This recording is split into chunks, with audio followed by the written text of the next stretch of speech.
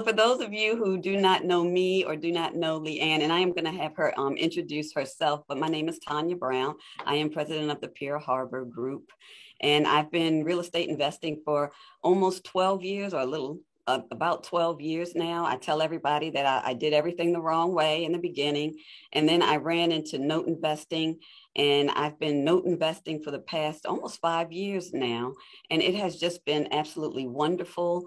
I offer a training if anyone's interested. Most of you all has either taken the training or I've offered the training, but also just want people to learn more about this asset class. And that's why we developed this meetup in order for people to ask the questions and, discuss the challenges that they have and find deals.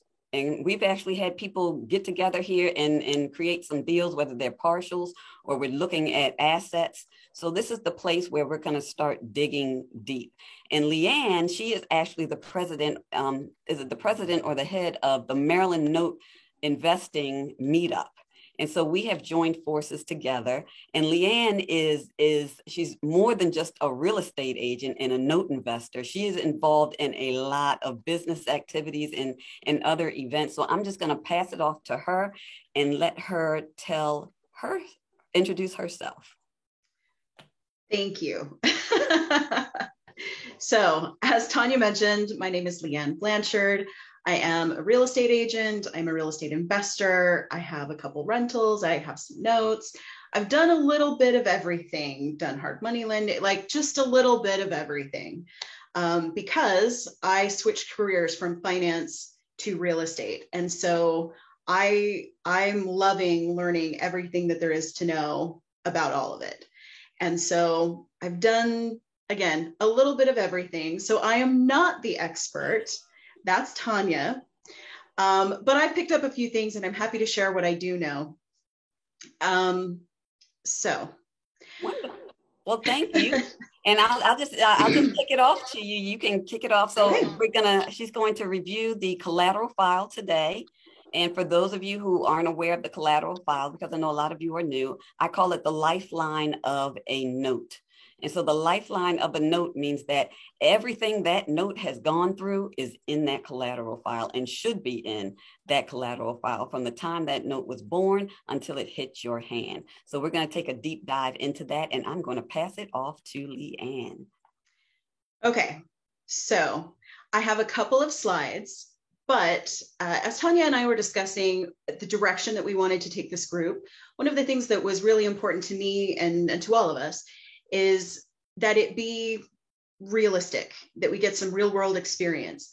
I previously lived in Phoenix, and I was part of a note investors group there where we just talked about generalities for the most part. And I'd been through enough education where the generalities weren't helpful anymore. We can talk about definitions, we can talk about vocabulary, we can talk about what should be in the file, but when it actually comes to you, maybe it isn't complete, or maybe it's really confusing, or maybe it's just different than you've ever seen before. And I will tell you, every note that you review is going to be different. There's always going to be something new, something that you haven't seen, something unexpected, and you really need to have the patience to read through everything and to kind of have a tolerance for ignorance. So, in the spirit of having this be a real world experience, I've prepared a couple of different files that we can look at and go through. And I wanted this to be the experience of you guys looking at what I'm looking at and you guys discussing and just, what do you see? What is this? What's missing? So this needs to be very interactive, because this is exactly what's going to happen to you when you get a file. You're going to look at it and you're going to try to figure it out. So let me go through at least a couple of slides so that we are all on the same page. Let me share my screen here. All right. Can everybody see? Now that everybody's muted? Yes. Yes. I'm just teasing. I'm teasing. Okay. So collateral files, ZircaMax Capital is the mortgage note investing side of my business. And so here, I know it's pretty small, but we're all on Zoom, so hopefully we can read. The contents of a collateral file are going to vary. So, but there are some key components that you need to find in that file. They might be named something weird. They might just be a different form or type than you're used to. But these are the documents that you are looking to find, and they should be in there. If they're not in there, you need to contact the person who's selling the note and ask if they have more information, if they have any other stuff. So item number one is the borrower's promise to pay.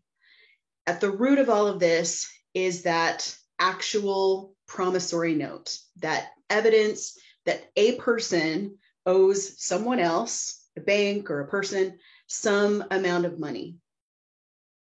That is a personal obligation. It's to the individual. That's why it's a borrower's promise to pay. They are engaging in this transaction, and secondarily, they're putting up the property as collateral. So there are two different documents that you need to find in that collateral file that in most cases are going to have a lot of the same information. You know, it's going to be the same people listed, the same address, and a lot of the same terms, you know, loan terms and breach terms and prepayment term. You know, they might have a lot of the same characteristics, but they are two separate documents. One gets recorded, one doesn't get recorded. One is the actual promise to pay, one just ties the property to that promise to pay.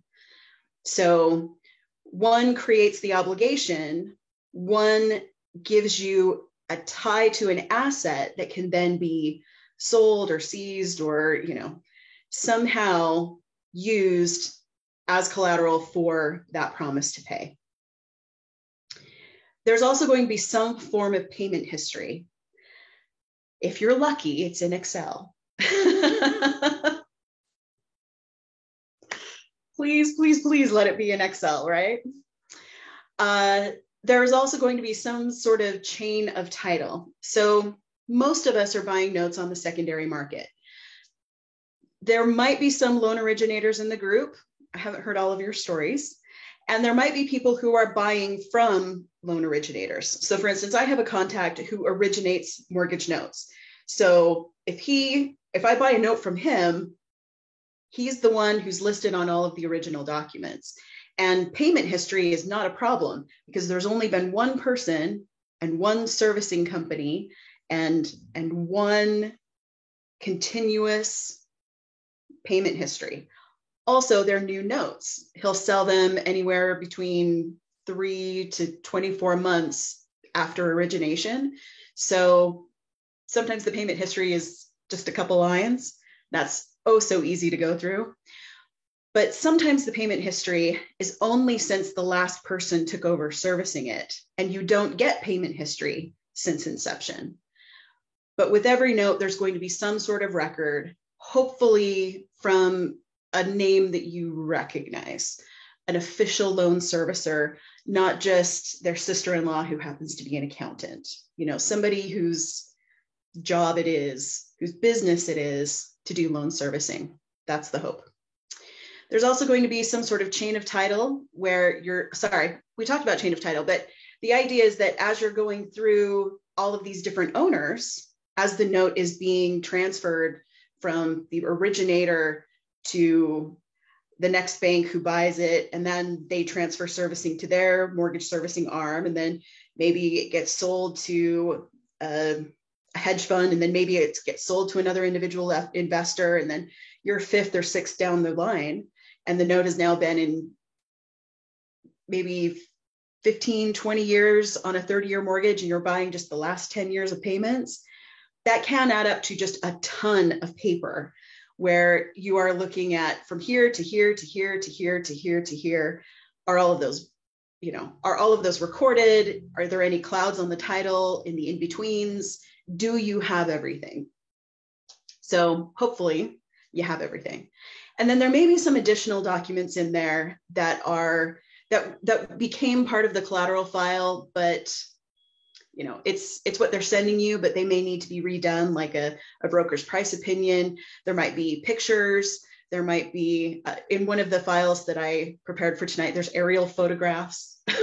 So it just depends on what kind of property it is and what they're looking for. Maybe they pulled down an MLS listing, whatever. There might be just some miscellaneous stuff. So any questions about that?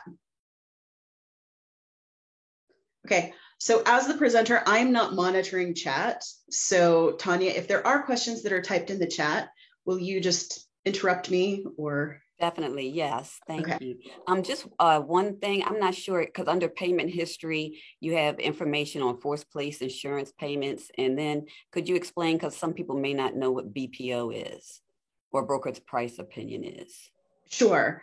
So in the payment history, again, especially if it's in Excel, you're going to see multiple line items for every payment that's processed at the loan servicing company, because each payment is comprised of a couple of different things.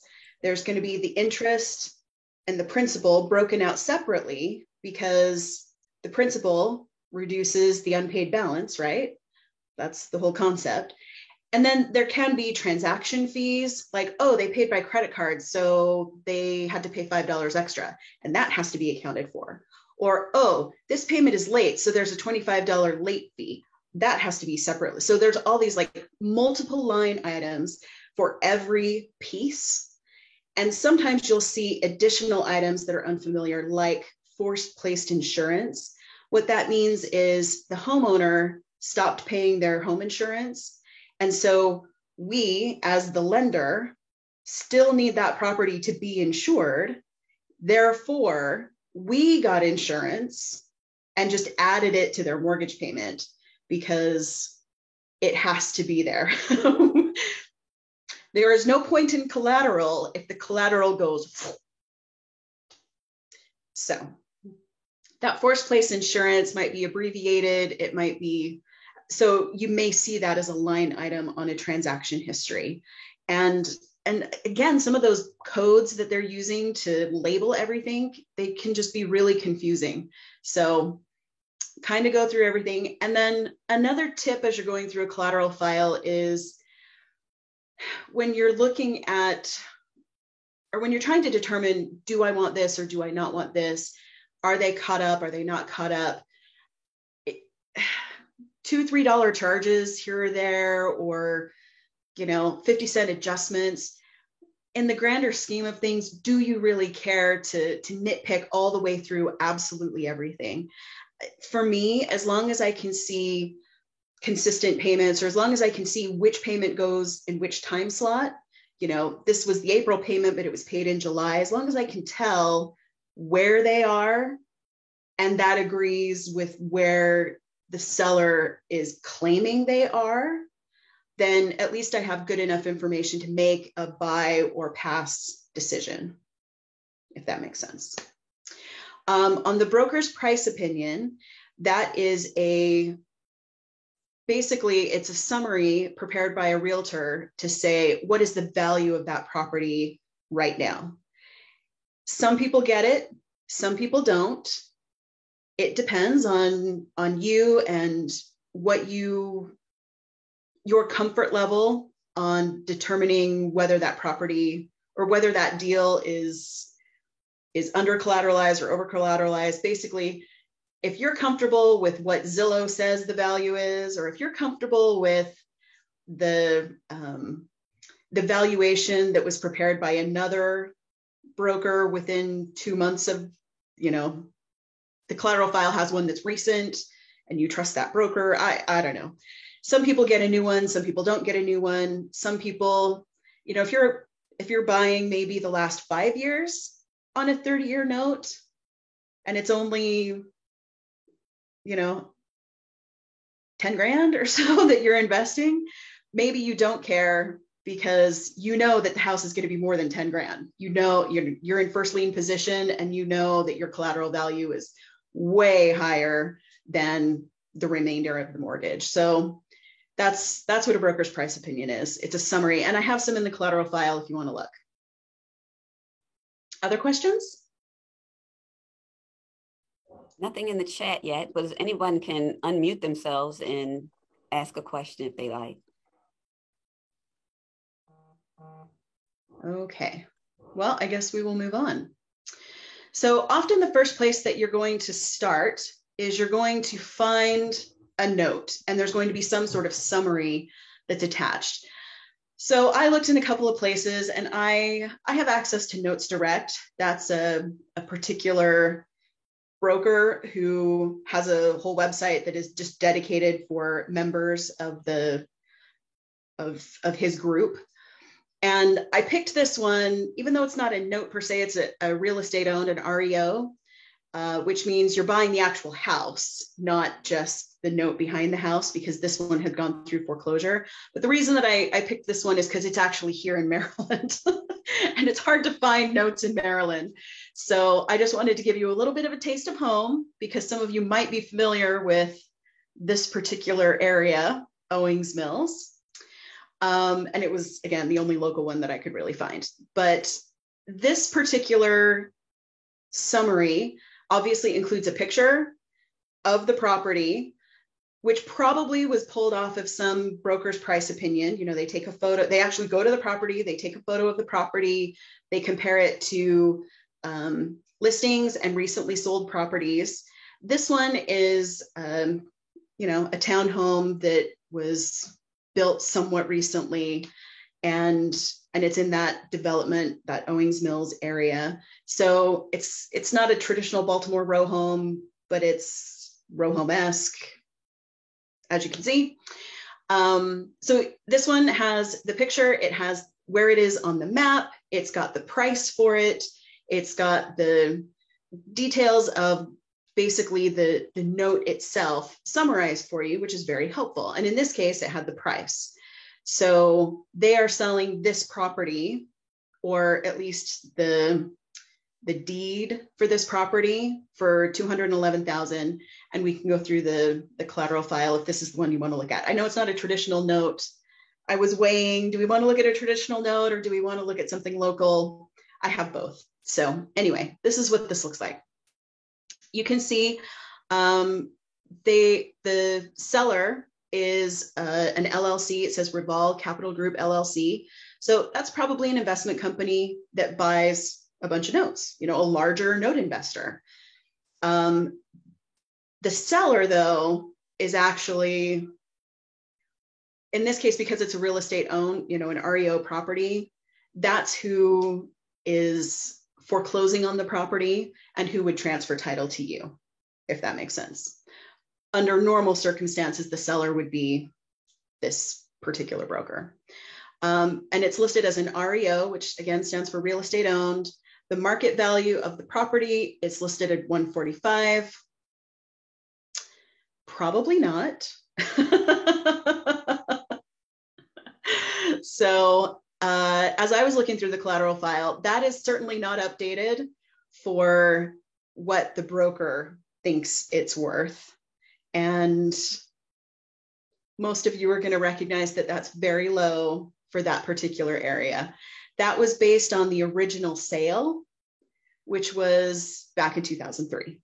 So as you're looking at these summaries, they don't tell the whole story, right? If I were looking at this note, I'd be like, what the hell? I'm not going to pay $211,000 for a property that's worth $145. What the what? Right? It just doesn't make sense. So that's why we want to look at the collateral file. This broker in particular actually uploads the entire collateral file. If you go to other people, other platforms, those documents aren't necessarily publicly available because this is a closed group and a membership subscription site. He does go ahead and upload everything. So this is the list of the documents that are available for this particular property. Some of them make sense, some of them don't. So Now, here's where we get to be interactive. So everybody take yourselves off mute and tell me what you see. What do you think FCI Master Report is?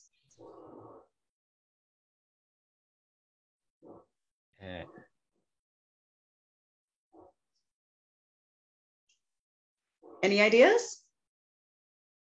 Something from the financial institution. Okay. Could be, right?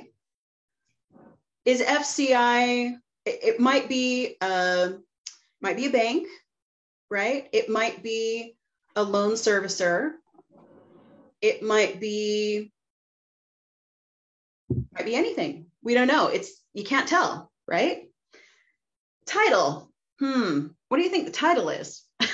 The actual title. The actual title, right?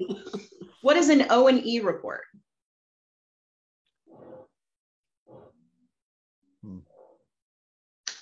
We'll look and see. Error report. A what? Omissions and error report. See, that I think of E&O, like E&O coverage, errors and omissions insurance, but O&E, it seems to be backwards, probably a different thing, right? Well, we'll take a look. Note sounds like it's probably a promissory note.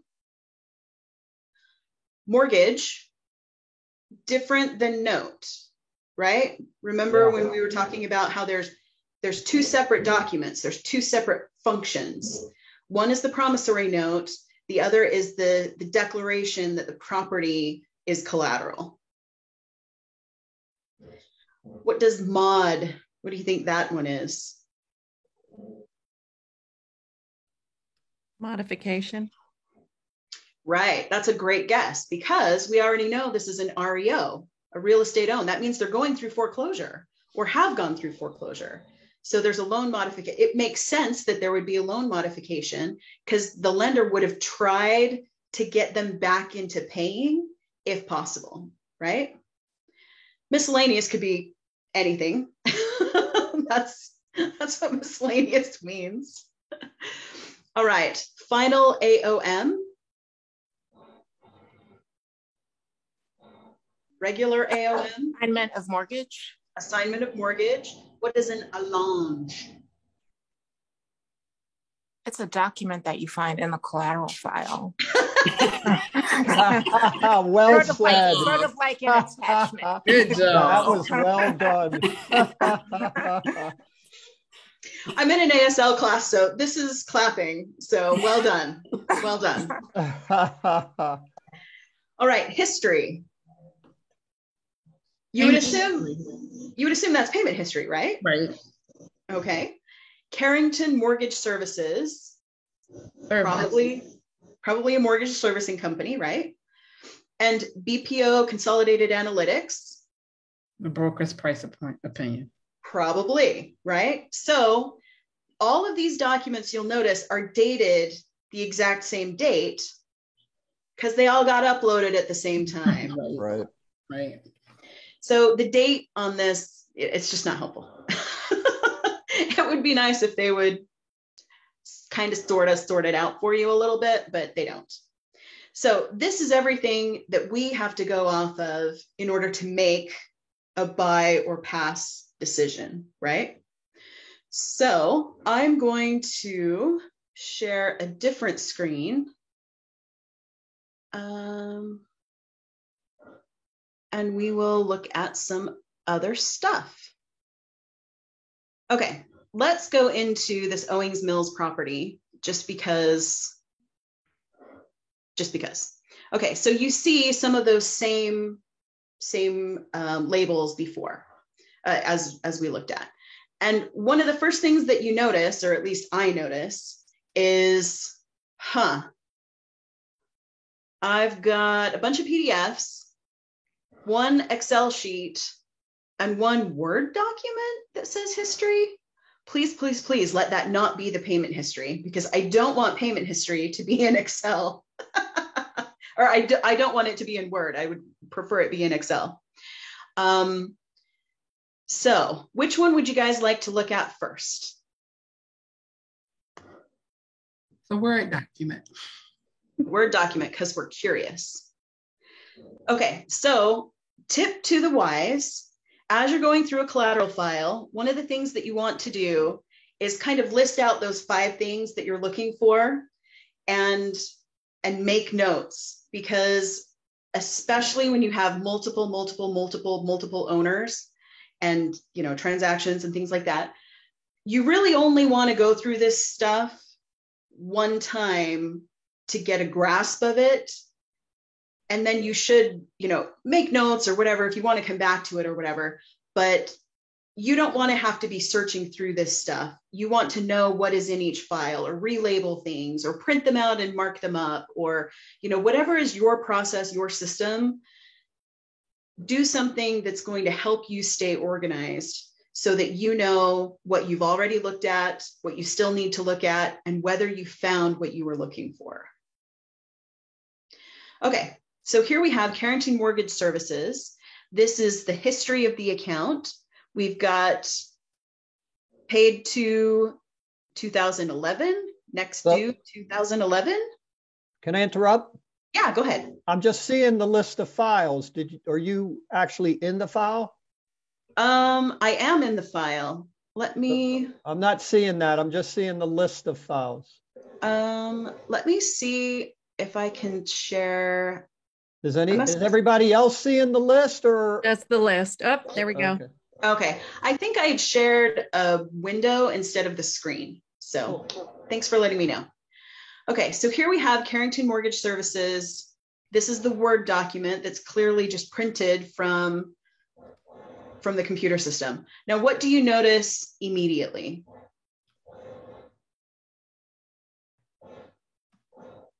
Well, I noticed the dates, the 11/21. And under dates on the left side, what do you see? 2019 is the latest, it looks like. Not 09. Yeah, so 2019 looks like it's the latest. The latest activity. And if you look at that, there's kind of a summary above all the transaction history where you see paid to June 2011, next due July 2011. So they haven't paid since 11. Is that correct? Yep. This is why it's an REO property. They've gone through loan modification. They've gone through foreclosure. The property is being sold, etc. This is why, because it's taken that long. Now, who knows why they didn't foreclose sooner? But yikes. Yeah. Okay, so what else do you see?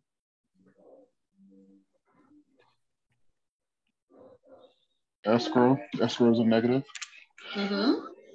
So that means they're behind, what, 48,000 in escrow? So for you as the buyer, what does that mean? That's the additional money that needs to be accounted for. Exactly. You don't want to be the person who ends up owning that debt, right? As the potential REO purchaser, you want to make sure that that's discharged before you get paid, and that there's enough equity in the property for you to get paid what you think it's worth, right? What about this $28,000 in fees? That was my next one. It's a lot. A lot. But it's also 10 years. So 12 years, 13 years now. So there's a lot going on. So as a note investor, why would you want to purchase this property if it met all of your criteria? Because you're actually going to be owning the property, not just the note. Isn't that what you said? Right. So if you remember, I haven't actually taken Tanya's class, but I'm sure that one of the exit strategies that they discussed in the class is if they don't pay, you can foreclose, right? Well, you as the lender can go ahead and initiate foreclosure proceedings, but you can also initiate a sale at any point in the process. So you can try to sell this note / foreclosed property at any point during the process. So let me close out of this and let me open up another piece that will give you even more insight into what's going on. So your question was, why would you want to buy it? Yeah, why would I want to buy it like if it has all of that, all of the extra fees? I mean, maybe the house is worth a lot more than what I'm paying for it. And then I could, as long as everything balanced out and I was getting a return, and then perhaps. Okay, so here's the market. The market's also doing some funky stuff now that the mortgage rates are going up. Is that going to affect the price? So here's the broker price opinion that's included with the collateral file.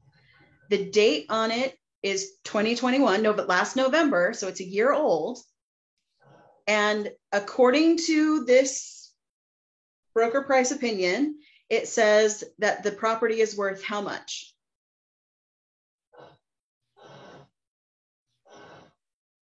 $215 to $339. Well, that's the range of sales in the neighborhood. So as you go further down, you can see subject property comparable sales, and notice the addresses. The subject property is Muse Drive, and it's close to these other townhomes that are kind of in the same developed area. These are comparable sales. There are also comparable listings, and some of those, if we go further, these are comparable listings, and some of these are actually on the same street. I mean, they're just a couple houses down. So in these listings, they're 287, 262, 276 is the adjusted list price for these properties. So if it's worth let's say it's worth 262, right? Similar to listing number 2, somewhere in that 260 to 280 range. If we go back to the summary that we were looking at earlier, let's go back to PowerPoint. Oops. They're selling this property for 211. So assuming that all of those fees and taxes and all the stuff, assuming that everything is done, you could turn a profit pretty instantly. So these REO properties you will find interspersed with other note deals, because bad note. So every note starts out as a good note, right? Usually people pay for at least a period of time, because nobody's going to give you a loan if you're not able to make the payments at least for a little while. So every note starts out as a performing note, and then it can slide into a non-performing note, and then non-performing notes turn into REOs, whether you just did cash for keys or whether you foreclosed. And so it's this life cycle of the note, and that's why we're looking at REOs, and that's why you'll see them listed in and among the others. It's the same skill set to evaluate whether these are good deals. They're just, think of them as non-performing notes that are just further along. All right.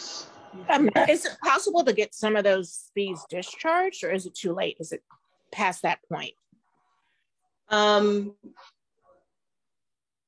this one here, let me move on to another piece of the collateral file. I'm sorry, Leanne, is there any way to blow that up a little bit? I don't know if I'm the only person having trouble seeing that, but I am too. Okay. It's Well, if you're on if you're on Zoom, just kind of do a pinch, like expand, do a pinch and expand, and it should blow up. Yeah, that is if you got a touch screen. It's not going to help you if you're looking Right. at Oh a yeah, if you're looking, 14-inch laptop like I am. Like me. yeah, never mind. I'm sorry. Sorry. So this particular file is Carrington Mortgage Services collections and stuff. Sorry, it's, oops, there we go.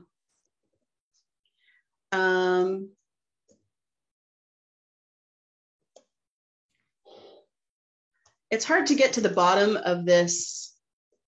There we go. Okay, so this you would expect to be a payment history. And when you look at it, it's not really a payment history. If you look at this line 2156, maybe I can blow it up for you a little bit. And then scroll up. 2156.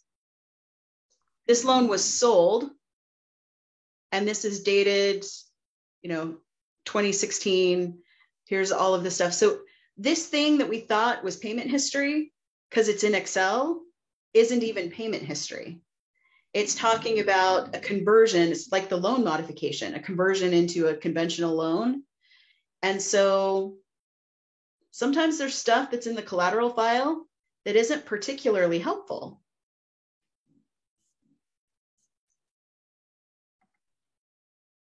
So as we go further down, there are notes in here about foreclosure. How about 2160? It says fire. Does that mean the house burned at some point? And I also noticed FEMA's involved in it. That's 2158 and 2160. So as a note investor or as a real estate REO investor, how hard was it to find that information? This is 2,000 lines below, it's at the very end of the stuff. The dates are 7 years ago or 6 years ago. It's buried in there, right? I mean, if you look at the top of this collateral file, or excuse me, if you look at the top of this document, it's like, oh, work order about mowing the lawn.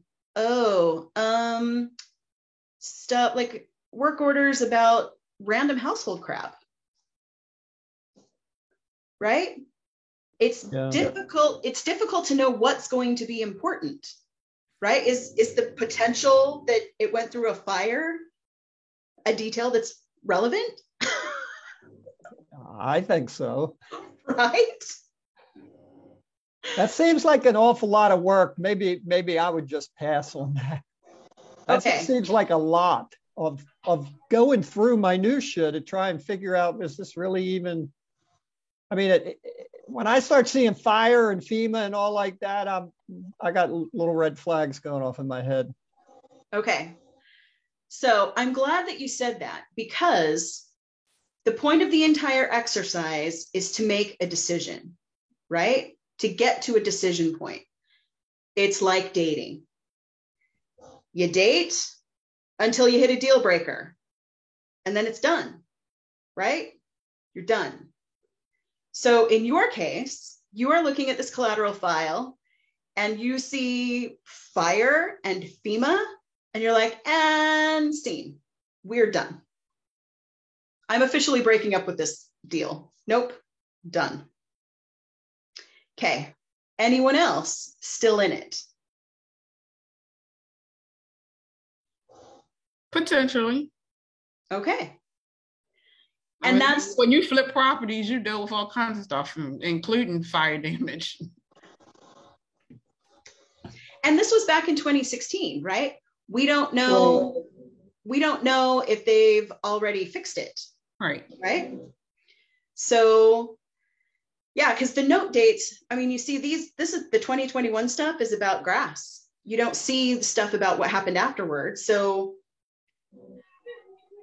as you're going through this stuff, you have to think, well, where is my threshold? What is it that I'm unwilling to deal with? And as you start looking at more collateral files, it'll become clearer to you what you're willing to live with in terms of risk and what you're not. And that's part of the learning process, right? And it's going to be different for each person. Exactly. All right. Can I ask a question about this just really Sure. quickly? Yeah, so this note tech, so this is a servicer who's been tracking all this information. And what happened, who called the servicer for this work order? Like, why is this work order information in here? I don't know.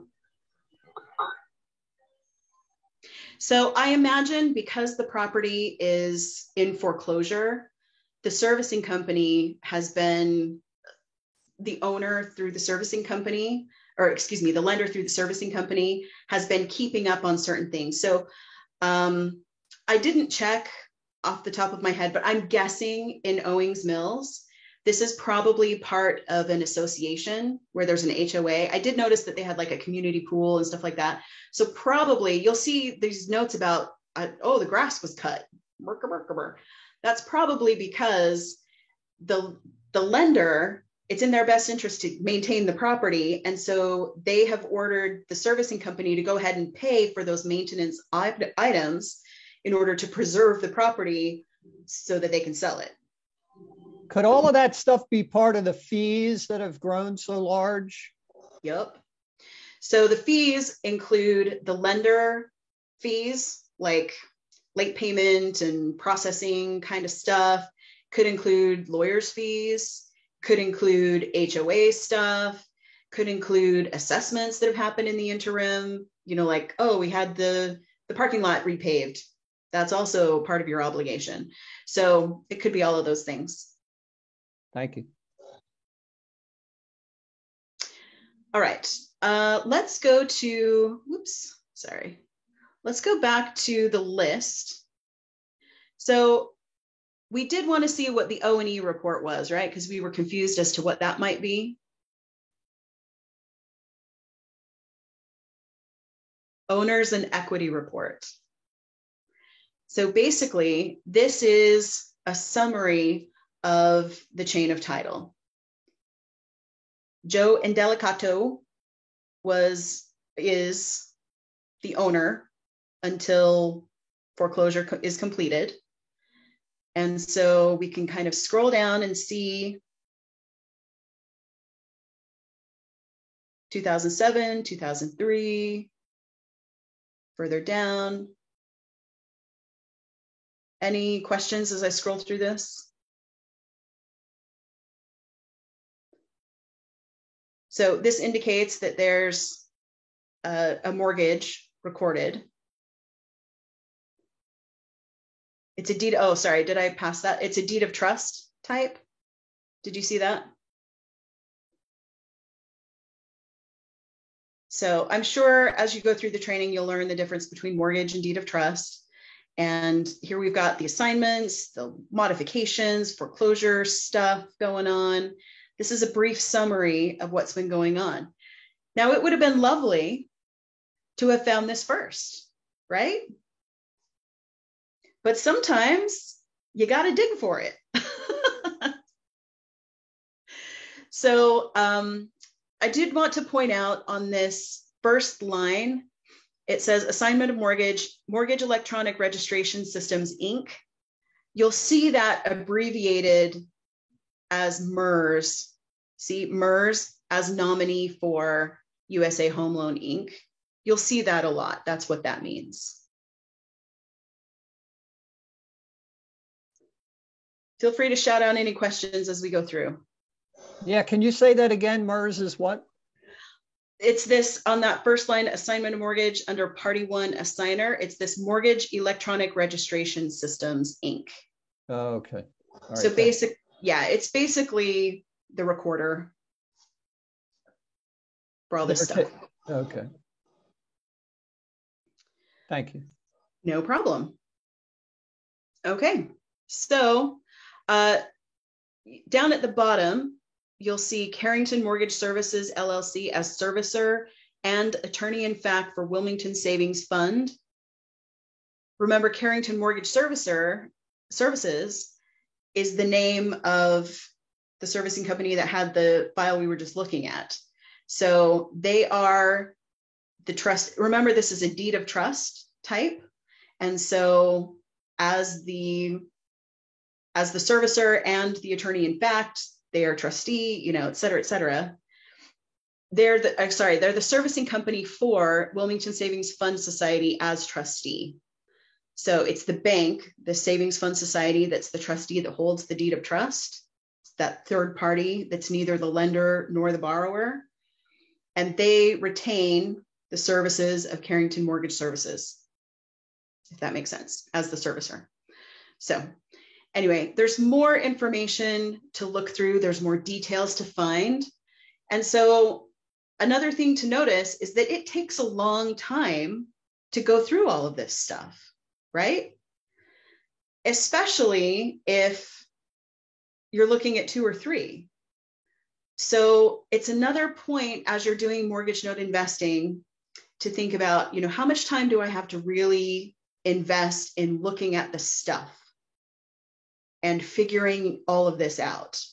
And that's another reason why Tanya and I really recommend doing joint ventures if you're just getting started, because then there is somebody to look at it with you or walk you through what all of this means.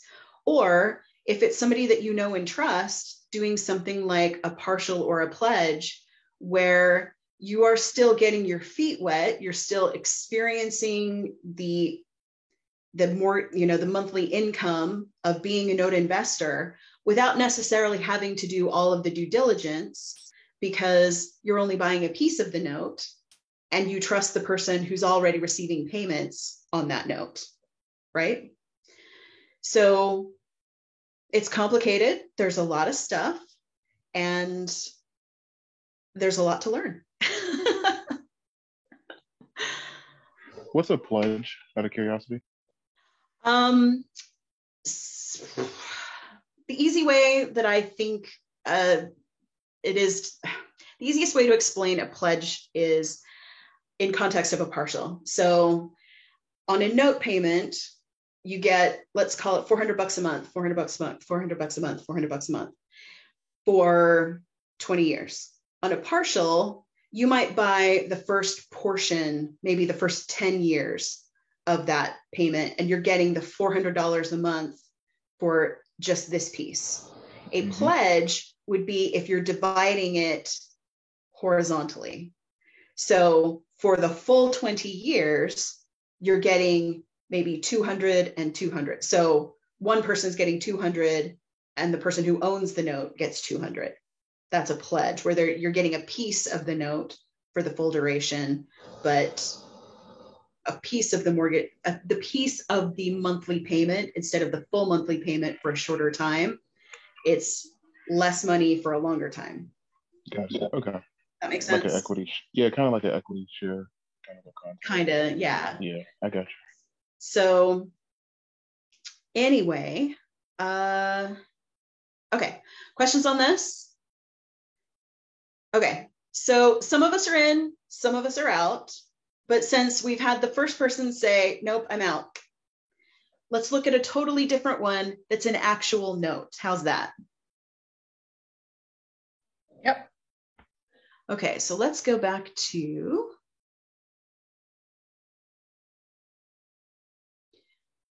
okay, so no slides for this one. This is just everything that's in the collateral file.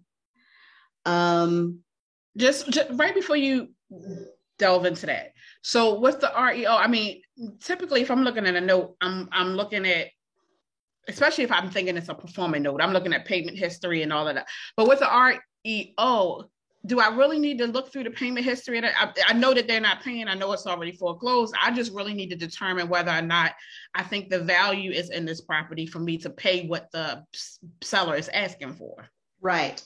So one of the questions that I had after reviewing the documents that I was looking at was, I found the notes that were talking about, well, it's still in foreclosure. It's still in foreclosure. And those were current as of, you know, a couple months ago.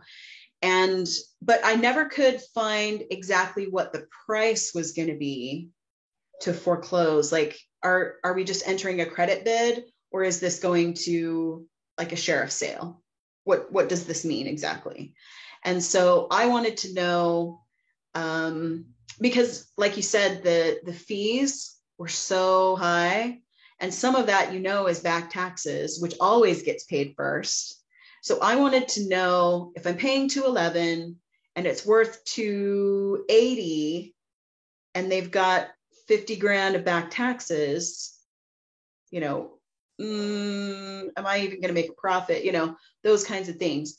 So for me, it was a no, just because I didn't have enough information to make it a yes. Okay. And sometimes you can get more information if you go back to the seller, because maybe there's an update since then, or maybe you can ask the servicer, where are we? Because the last note's from June, or, maybe you can negotiate and figure it out, especially if you're dealing with a private seller, because they are going to be more in tune with what's actually going on. If it's a broker like this, who's quite removed from the situation, they're probably not going to give you more documents. They're probably not going to call anybody. This is kind of this is all the information that we have, take it or leave it. Okay. So. Okay, thank you. Okay, so this is a real note, an actual note. Let me go to the listing.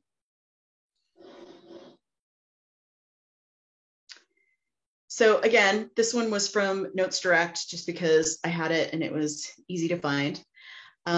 This information is old,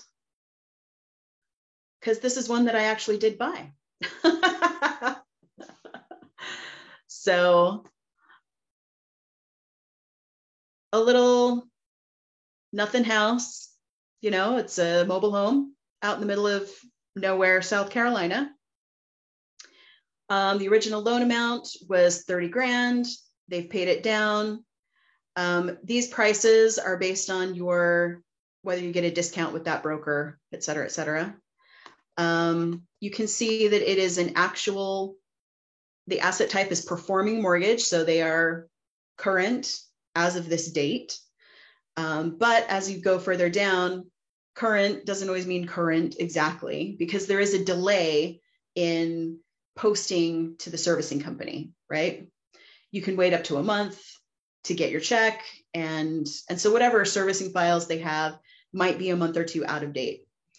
Payments remaining, 167. The note rate is the rate that's listed on the actual note itself. It's not your return, because you're buying this at a discount, right? The principal balance is 27,000 and the price is more like 22,000, 23,000, if that makes sense. So you'd have to calculate your return. Further down, the origination date of the mortgage is 2016. So it hasn't been going for too long, right? It's fairly recent. And we would expect there to be a decent payment history. Here's the list of the files, the documents that are in the file. So BPO, okay, that's dated, you can see May of 2020. Everything else was 2019. So, okay, I've owned this note for a couple of years, obviously. We've got the seller payment history, deeds, some assignments. And if you notice, this one is a land contract. It's not the same as your typical deed of trust or mortgage. So let's look at these documents. Where would you like to start?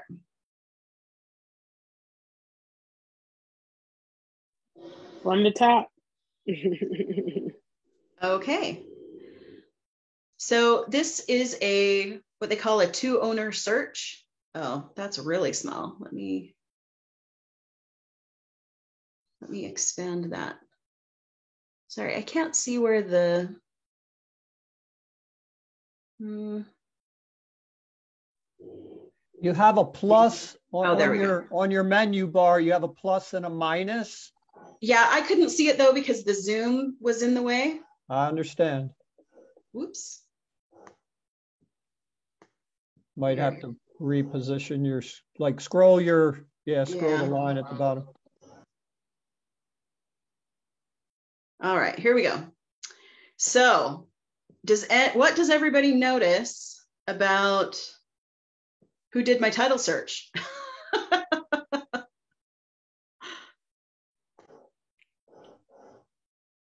Baldwin Advisory Group is Dickie Baldwin. He's been on a couple of calls with us. So he runs this company that basically you can order anything anywhere in the nation and he will just do it for you.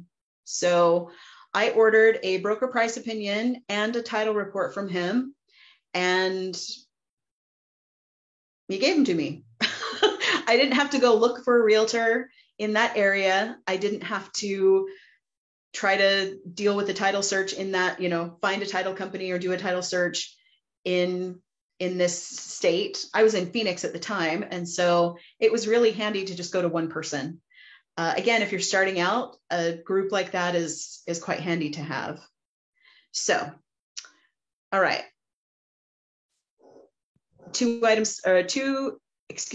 owner search gives you a brief title history. So you see, here's a quit claim deed from Home Investment Fund to LP to Colonial Impact Fund.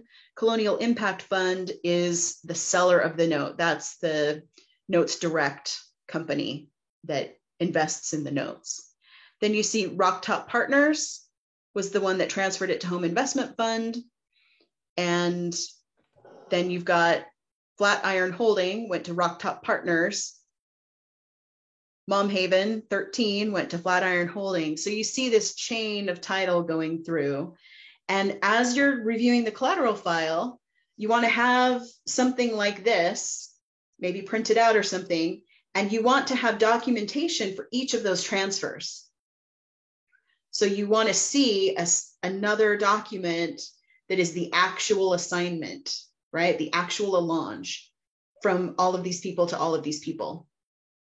So this is a really great thing to have, and it helps you not only figure like the sequence of the people, because that can also be annoying to try to figure out, but it also checks to make sure that title is currently where you think it is, and it checks to see if there's any issues that you don't know about.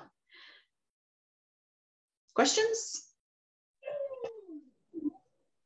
Yeah, I have a question. What if there's a misspelling between what you see on here and what's actually in the allonge, like in the name or something like that?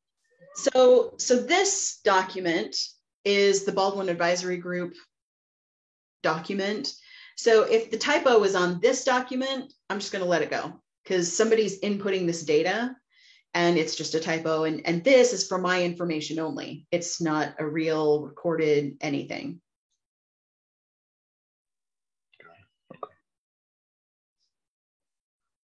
All right. What else do you want to see?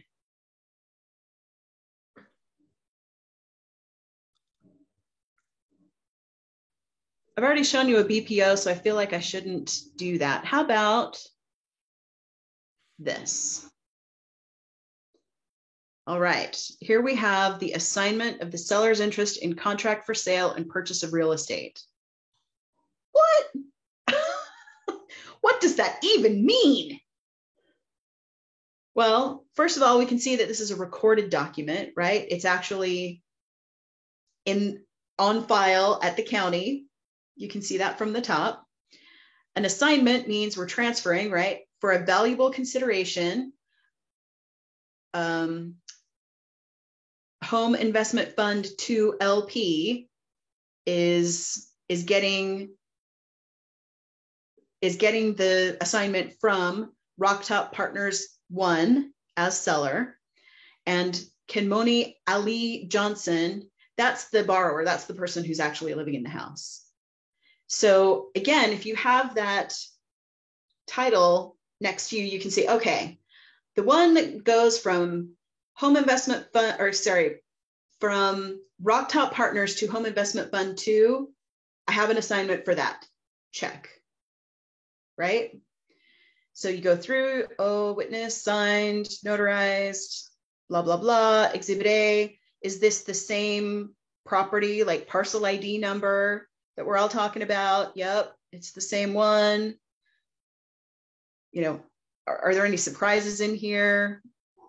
That's kind of what you're looking at. Okay. So you'll want to go through and check, make sure that you have all of the documents. Let's go to, whoops, sorry. There was a county assessor's report in here. Okay. I think I got this county assessor's report because I wanted to confirm that they were up to date on their taxes. And I'm the one who pulled this. I also liked that it had a different picture. I thought the other one was kind of out of date. So speaking of pictures, the BPO is going to be just a realtor driving by, right? They're not going to knock on the door. They're not going to peek in the window. They're not going to go around the back. They aren't going to be able to determine necessarily if it's in good condition. I mean, they can kind of tell from the yard, but again, they don't see anything inside. And in some cases, they can't even determine whether it's occupied. Just depends on when they go, what time of day, you know. Like a row home in Baltimore, if they don't have anything out on their porch and they've got the shades drawn, it's really hard to know. So really what they're confirming is that it exists, you know, it hasn't burned down. And based on the grass height and the exterior wear, I mean, they're just kind of making their guess as to the upkeep on the inside. So that's another risk that you kind of have to build into your mental gymnastics as to whether, okay, here's the home value at peak condition, here's the home value at average condition, here's the home value if they've done nothing to it and it's a full gut, you know, gotta think about those things. Anyway, that's taxes are another good thing to check. And again, you can just do that online based on the property address. We've got deeds. This one is Flatiron to Rocktop, a special warranty deed. There are different types of deeds. Like we saw, there's a quitclaim deed. This one's a special warranty deed, et cetera, et cetera. That's beyond the scope of this evening, but maybe another topic for later. You can see, again, we're still talking about the same parcel number, the same address. This is the transfer from one to the other. And so check. From this one to that one, I've got now a deed and an assignment, right? You want to have both. You want to have the transfer of the note and the transfer of the collateral. So you see that this is several pages, lots of signatures. Exhibit A is the property description on everything. Here's an affidavit that is, again, a little bit more unusual, that there's a additional 13,500 signed, notarized, etc. Leanne, what was the difference between the two owner report and the full report that you got from Baldwin's group? Like, well, the report that you got, does that show all of the ownership history or only goes back to a certain point? It only goes back to a certain point. I mean, it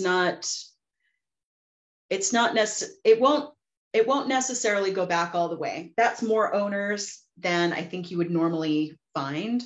Okay. On it. I think they're only obligated to go back the two, or you can get a full report. Okay. So, right, because that's what I thought it meant. It was what they were going back to. But this thing, that seemed to show more than two owners, though. Mm-hmm. Okay. Yeah. So okay. Maybe they give me a little bit of extra. Okay. Or maybe I ordered the full report and just called it a 2-owner report, but I'm pretty sure that's not what happened. I think he just gave me extras. Let's see. Oh, and here's the land contract.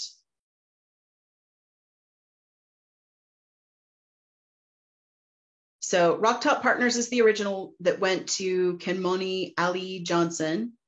And she's supposed to pay, it says, upon closing of this transaction, the purchaser will pay to the seller $1,500. And you're like, wait, what? But then here's the rest of the loan terms. 31,500 at 9.9%. So the monthly payment is going to be this. It's going to be serviced through Home Servicing LLC. So again, you've got some terms and conditions. Here's what's going to happen for escrow. Here's what's going to happen further down. You might see additional charges, things like property insurance, that purchaser shall keep insurance on there. And if you don't, then we're going to force you to have insurance, and you are agreeing to force-placed insurance. That's in everybody's contract because it adds to your debt if you don't pay. Payment of the full purchase price, 240 months, so it was only a 20-year mortgage. Here's default terms, what's going to happen, prepayment penalty, none, et cetera, et cetera. So this document is really important because if this person lives in the house continuously, and is there the whole time, doesn't sell it, then you're bound to the original terms of the original agreement, because you are just buying the stream of payments. You don't get to modify terms unless you actually go back through the process of modifying the loan, formalizing that into a separate document, getting that signed. So it's important to review this and actually read it. So make sure you got it. So in this case, this is the promissory note. So this is the original. You see borrower to lender, and then that starts your chain of title of all the subsequent lenders. All right. What else? Have we seen payment history for this one? It's down at the bottom. Okay, so in this case, from this broker, sometimes you get two files. So here's one.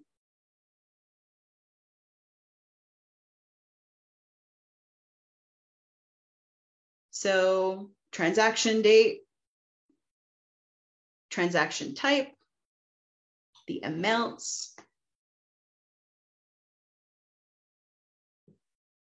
You see all these extra columns that are nothing? Escrow amount, transaction amount. Here we've got principal balance. That's super handy, right? Ending principal balance, and you see it getting paid down like an amortization table. All sorts of stuff. A lot of data. Let's go back to the dates here. Okay, so here's 3 lines that are January 28th. Okay, down here, it's 4 lines, excuse me, there are 7 lines for July. So it's a lot of data. And if you're not great at Excel, it can sometimes be hard to figure out what's really going on. There are pluses and minuses, and depending on what columns they are in, you don't know if that's a debit or a credit to the account. It's just hard. So it's a challenge. Note investing is not for the faint of heart.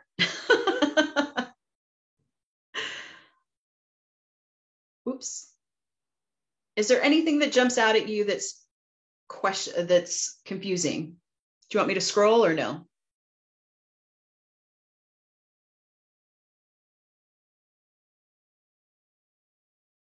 Yes, can you scroll? Look at that. Where's the rest of it?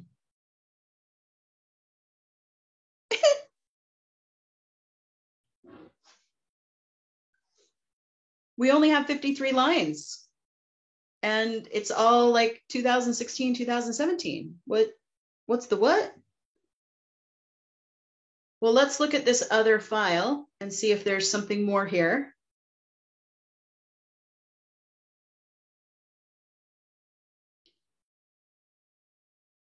Some of these columns are small. Well, here's some more. Oops, sorry. So why are there two different files for payment history?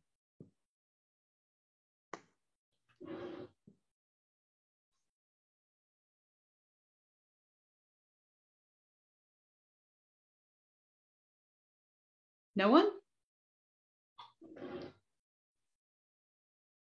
Probably there were two different servicers and they just kept that payment history with the company, with the collateral file. Because everything here, due dates are 2019, 2020.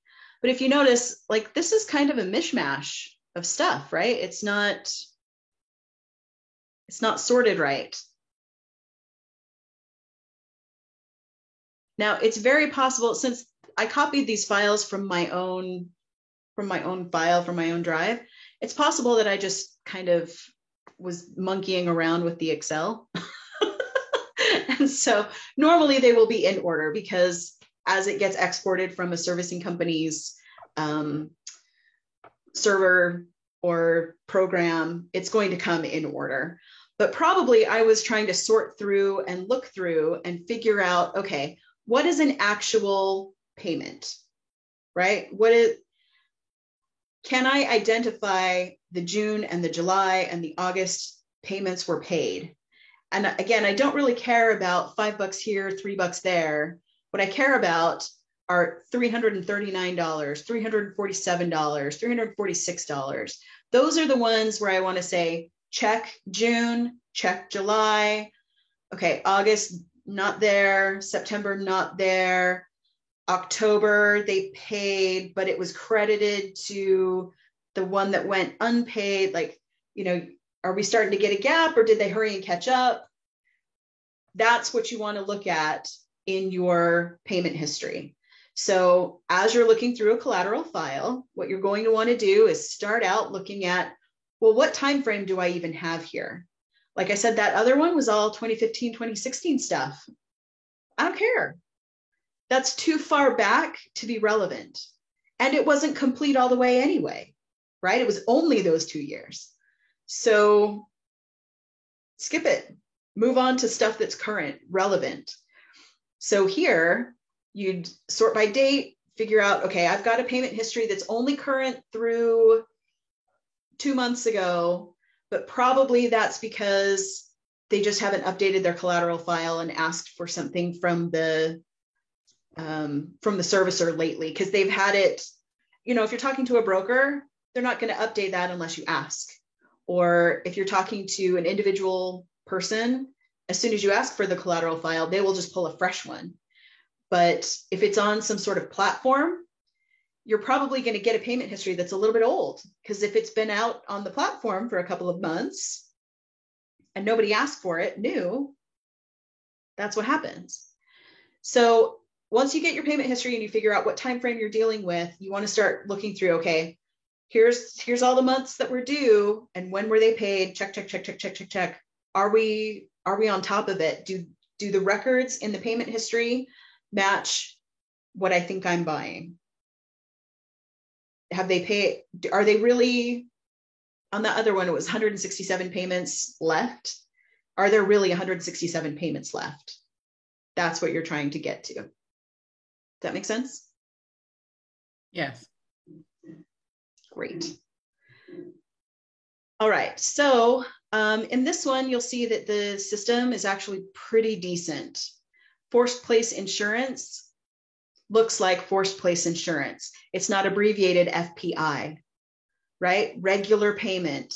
Okay, that makes sense. A principal adjustment. Okay, that makes sense. If they paid a little extra, if they, you know, you see it's $2.50.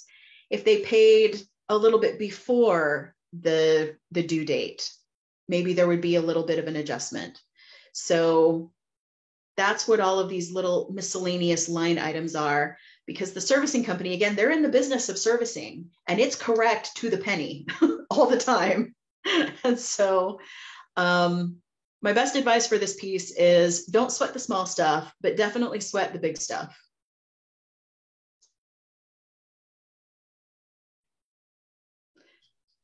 All right. So 10 minutes until 8. Some of you, I guess, are going to watch the game.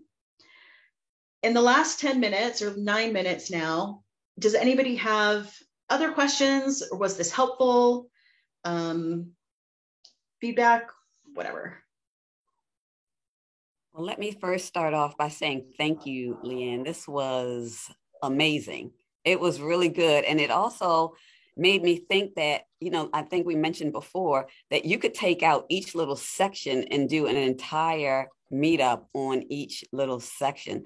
This was like a great high overview, and you can still, you know, dig deeper into each and every one of those documents.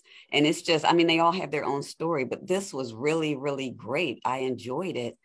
What made you select this particular note? What drew you to it?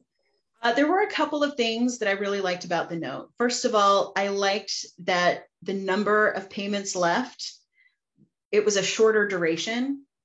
Mm-hmm. So it's 167 payments, I think it was. So it was less than 15 years left on it. And I was looking for something that would pay off sooner than later. I wanted a shorter duration one. I liked the price. $22,000 is fairly inexpensive to get into a note. I thought that the property value versus my investment, it gave me enough of a return that I liked it. I liked that it actually was a performing note. And that's what I was interested in at the time. I wanted a performing note. This one's in my 401k.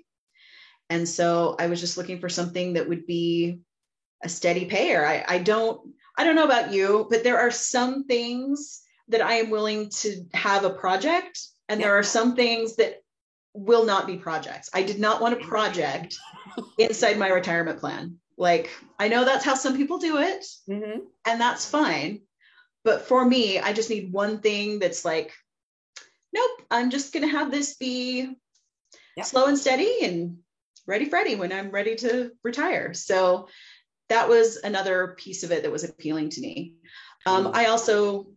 I thought that it was a pretty good one to get my feet wet because of all of those things. And it's been a good performer. They've paid on time every time. It looked good. And that's why I just wanted to get your input and have everybody hear you walk through your reasonings behind purchasing a note, because everybody has different reasons and everybody purchases different mm-hmm. notes for different reasons. You know, for your 401k, I want to have a nice turnaround and a nice big lump sum. So I'd rather do non-performing, but the thought process behind all of that. And I mm-hmm. also want to stress that this is what we talk about when you're talking about paper profits. This is what's meant by we deal in paper. All of this is the paper and the numbers and the lines and the columns and the everything. It's the paper. And it can be a little overwhelming, especially when you first get started. But after a while, you get into it, you start understanding what you're looking at. Once you understand what you're looking at, when you get something that looks like what she has up on the screen now, you're not rolling your eyes. Well, sometimes you still are rolling your eyes, but still you're looking at it and you're saying, okay, I know how to go through this. I know what to do and I know what to look for. And then you start growing and setting your criteria of what it is that you're looking for. And so all of this becomes second nature once you get into it. But I thank you, Leanne, because this was really, really great. So I open up the floor. Does anybody have any questions? Yes, hi, this is Kim Gross. How is everyone this evening? My question is, in this process, do you have mentors that walk you through your first process?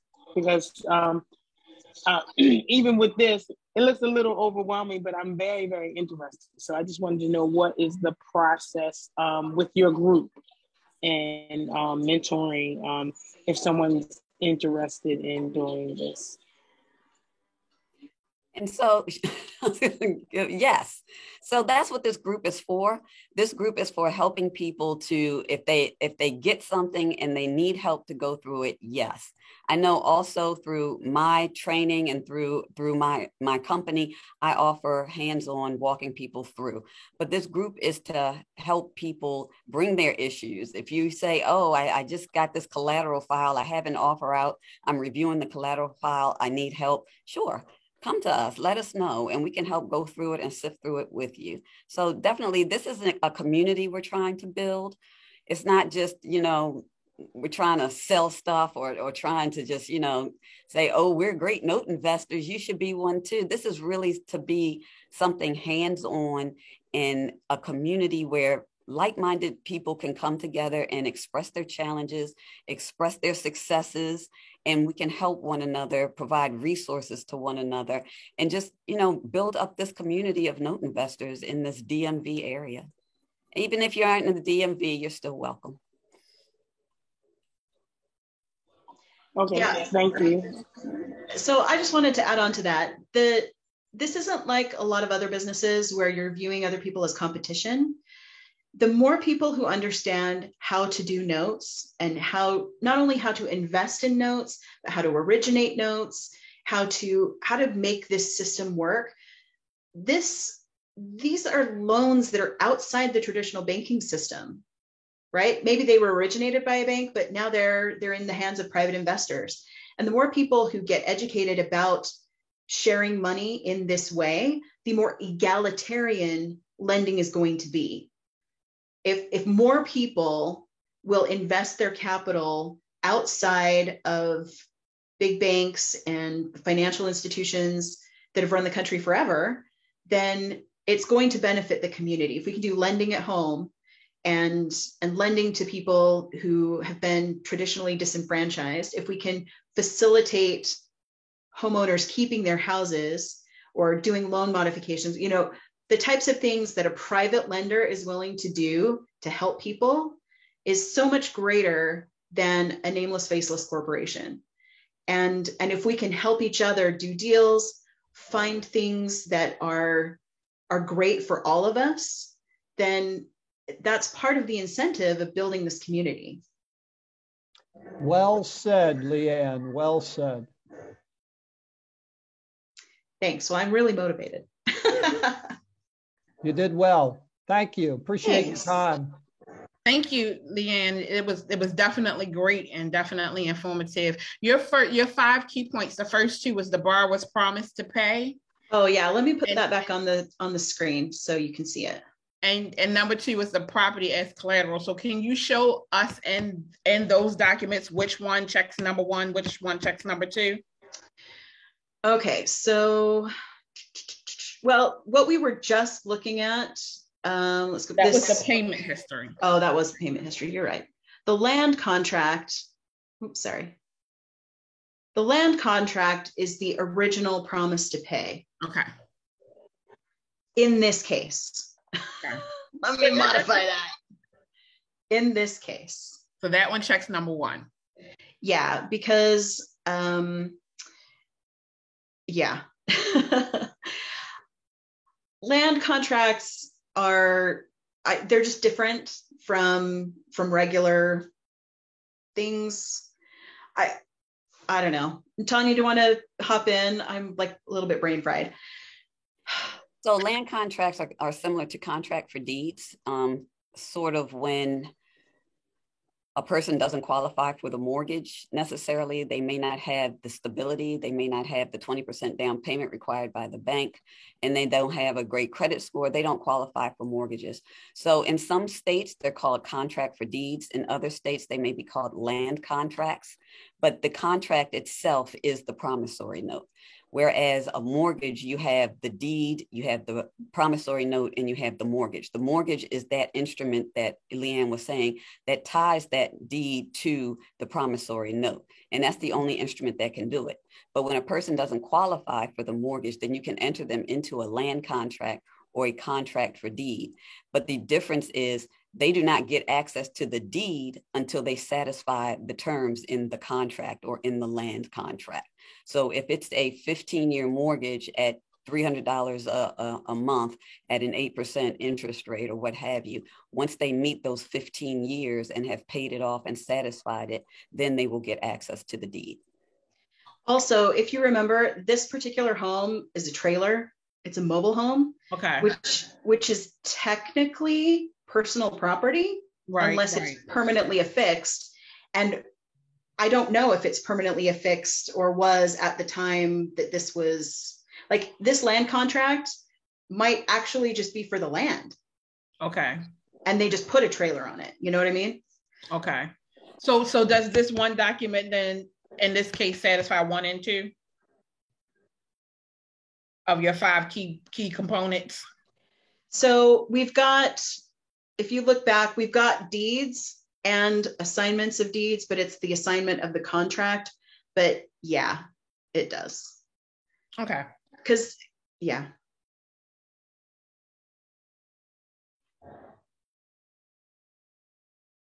Are there any other questions?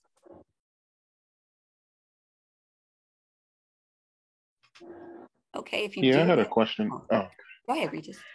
Yeah, just that nuance in that with you buying a note that's a land contract, that means that whoever is the seller, hold on, how does it work? So whoever is the note owner, that means their name is on the deed or their trust or their entity. So what's on the deed. So the original person who is the borrower and the original lender, they are going to be on the contract. And the contract then gets assigned and assigned and assigned. That's why you see these assignments. Sorry. Right.